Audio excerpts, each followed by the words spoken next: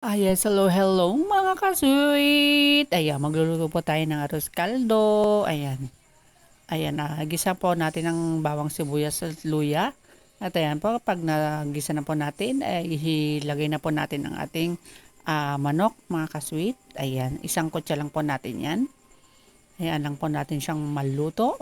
Ayan, napakasarap pong merienda po nito mga ka-sweet. Ang arroz caldo, pagka ganitong malamig ang panahon. Ayan, pwede na po din yan na ating gabihan mga kasweet dahil anong oras na rin po. At ayan po mga kasweet, hayan lang po nating maluto ang ating manok mga kasweet. At ayan po, pagka medyo nasangkot siya na po siya, nilagyan ko po siya ng 2 sandok ng ating patis. Ayan po, magpapalasa niyan mga kasweet. At ayan, nilagyan ko na rin po yan ng pamintang durog. Ayan, masasarap po pag maraming paminta.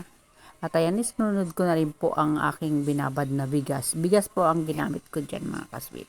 At nilagyan ko rin po siya ng turmeric powder. Ayan po ang ating magpapasilbing kulay ng ating arroz caldo mga kasweet. Ayan, dinagdagan ko po siya dahil kulang pa. At ayan, hayaan lang po natin siyang lumambot ang ating bigas mga kasweet.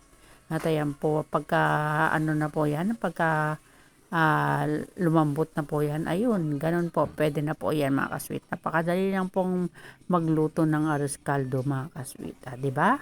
Yan, bigas po ang ating ginamit dyan, hindi po malagkit. At ayan po, luto na po ang aking arroz caldo. Yan, napakasarap po niya mga kasweet. Maraming salamat sa panonood.